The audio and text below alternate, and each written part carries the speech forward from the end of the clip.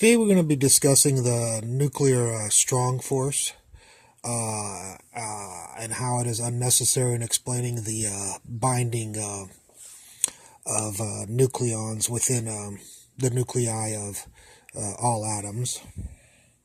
What we're going to look at first is a proton and a neutron. Here is the proton and here is the neutron. We're going to keep them very far apart. Proton has a positive charge of 1, and a neutron has a 0 charge because the center of the neutron we can think of as a proton, and the outside of the neutron as a negative charge cloud, and the positive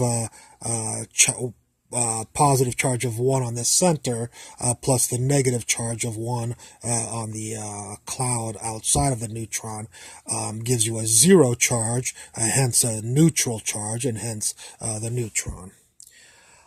What we're going to do is bring these two particles very close together. Here is the proton, I've brought it here, and here's the neutron, I've brought it here.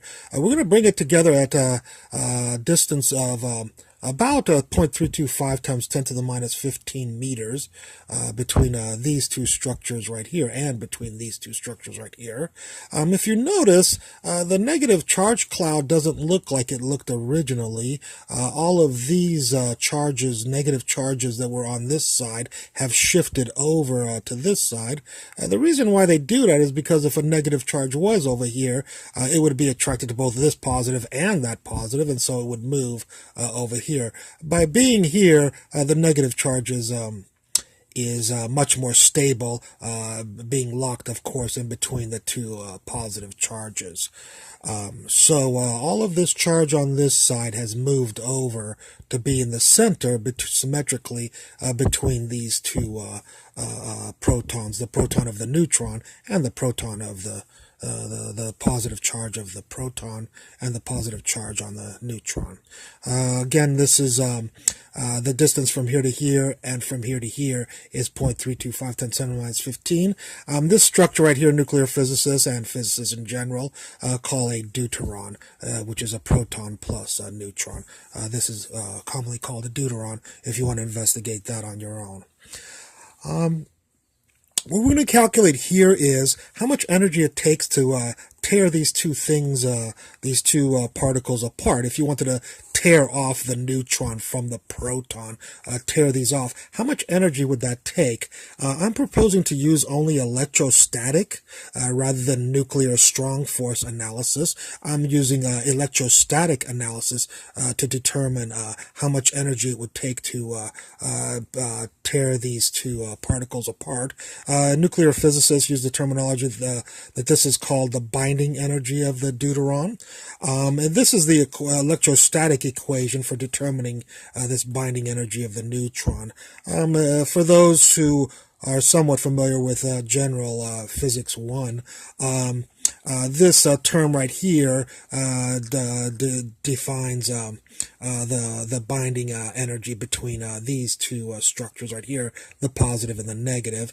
And this term right here defines the binding between the two positive charges right here. So this is the general equation to figure out how much energy it would take to break these two, the proton and the neutron, back apart like we had originally. If we do a little bit of algebra to simplify to this, we will get this term right here, which is going to be a little bit easier to use to calculate the actual value rather than using this right here. But there's just some algebra that we did there. So we have that the binding energy of the deuteron is kq squared over 2d. We've already discussed the d. We will be putting the 0.325 times 10 to the minus 15 meters in there.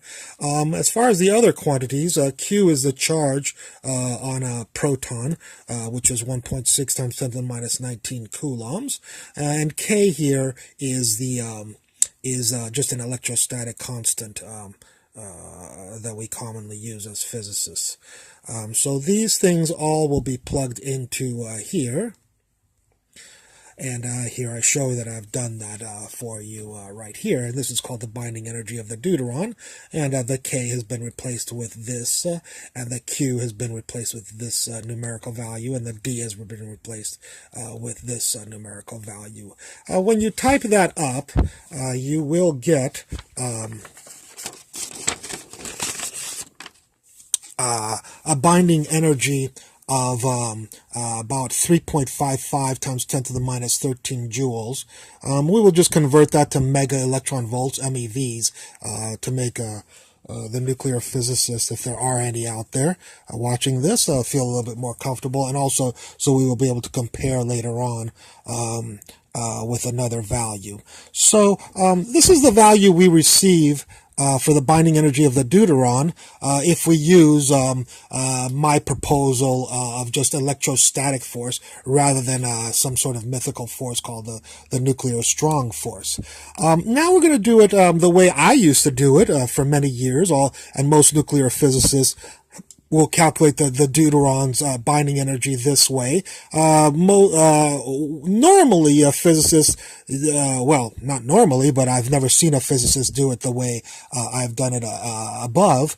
But normally what we do is we use Einstein's energy mass equation, which I have no problem with physicists using, and I have not had a problem with for the past 30 years of using it. My point of this lecture is to show you that Einstein's energy mass equation description of nuclear binding is equivalent to the electrostatic, and so this is necessary, and my method is necessary, but the creation of a nuclear strong force to me is superfluous. So anyways, let's use Einstein's energy mass equation and see if we get the same value that I've concocted with electrostatic analysis, or if we get a different value, in which case my theory does not hold water. To use Einstein's energy mass equation, what Einstein said was, you're going to be putting a proton and a neutron together. Why don't you add their energies up together, and then what are you going to try to make? We're going to try to make a deuteron. He said, why don't you subtract off the rest energy of the deuteron? Let's see, add the proton rest energy and the neutron rest energy, and subtract off the deuteron's rest energy. And if you do that, you'll figure out the binding energy of the deuteron. How much you would it would take to tear these two things apart if they were a deuteron. So we will do that. The rest energy of the proton is 939.56. You can look that up on Google if you do not trust this lecture, which I would highly recommend.